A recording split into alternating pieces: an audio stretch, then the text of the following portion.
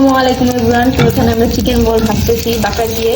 এখানে এক পাতি দাম 5টা চিকেন, আর এখানে নুডলস আছে, এগুলো পরে দিব। হ্যাঁ, চিকেন বল আমরা কুচি কুচি করে কেটে নিয়েছি। আর এই যে এখানে আছে টমেটো, তারপর যে ধনিয়া পাতা, পেঁয়াজ, আর আলু কুচি। এগুলো দিয়ে কি হবে? এগুলো দিয়ে মনে হতো স্পেশাল ডিম ভাজা হবে। এই যে এখানে আন্ডা আছে। একটু ভেঙে দিবেন, নাহলে সাধারণ কোনো মানুষ ভাবে যাবে। হ্যাঁ, খেতে অসুবিধা হবে। শরীরের জন্য ভেঙে দিবেন। অবশ্য আপনারা সবাই জানেন কিভাবে খেতে পারে। তাও শিখিয়ে দিচ্ছি, নাও করতে পারি। পুরো রান্নাটা বাটার দিয়ে করবো। বলগুলো ভাজা শেষ, নাও নিয়ে নাও। সময় আমাদের মতো বারবার হাত ধুয়ে কে মুছে, আর চুলা যে বারবার এরকম পরিষ্কার কে করে বলে কমেন্টে জানান। আর এটা হচ্ছে কি আমাদের দুই শেফের জন্য অবশিষ্ট চিকেন বল। সমান বাস করে কিন্তু না, আমি বড়রা খান। ইয়াম্মি ইয়াম্মি, খাই নাই তাও। খাই না, হয়নি।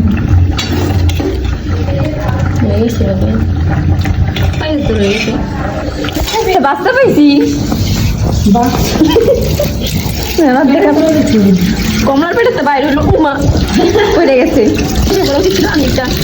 হ্যাঁ, দেখে পেয়েছি, অরেঞ্জের বেবি।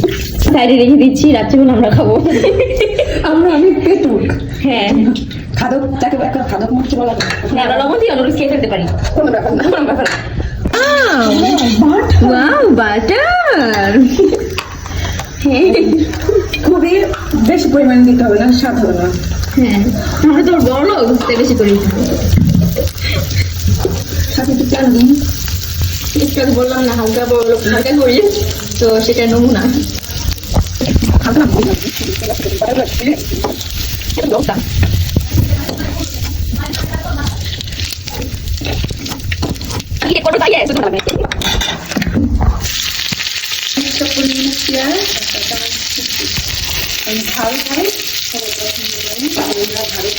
ঝাল আবার আমাদের অনেক পছন্দ।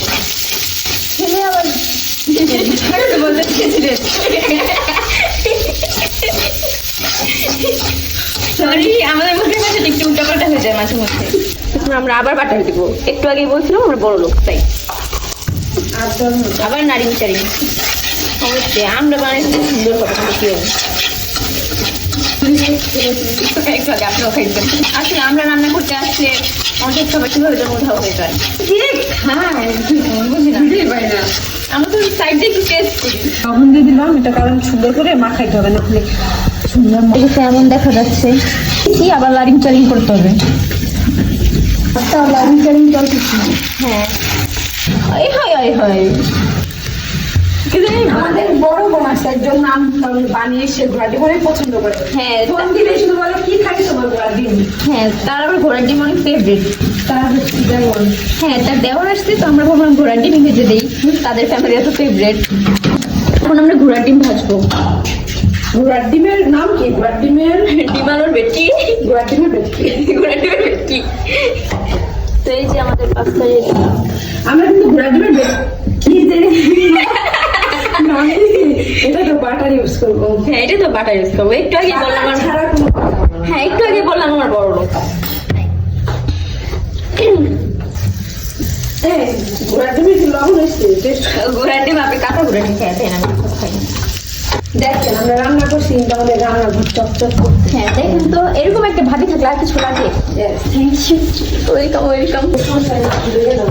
আমাদের কালো পাড়ি দেখে আপনি কিছু মনে করেন না, কালো মজা।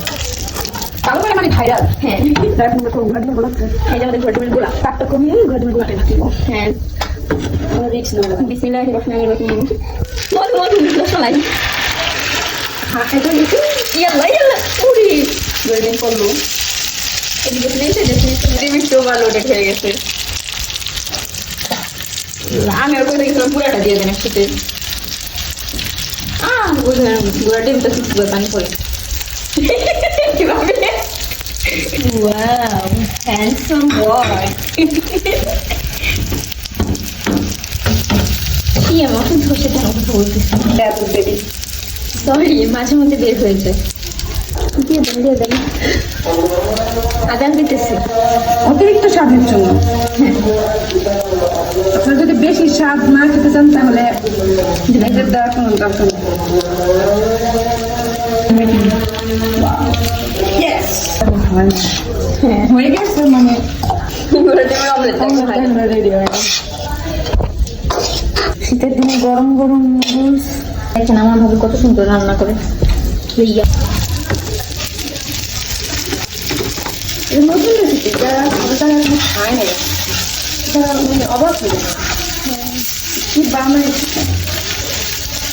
বানাইলাম কি মাল। আমার আর আমার ভাবির এই আউল ফল ভিডিওটা যদি আপনাদের ভালো লেগে থাকে পেজটি ফলো করে দিন। আর ভিডিওতে লাইক এবং কমেন্ট করতে ভুলেন না আবার। আর যতই আউল ফল কথা বলি, খাবারগুলো কিন্তু মজা হয়েছিল, ট্রাই করতে পারেন। আর কমেন্টে অবশ্যই জানাবেন আপনারা কি আরও এরকম ভিডিও চান। আজকের মতন এতটুকুই, বাই বাই।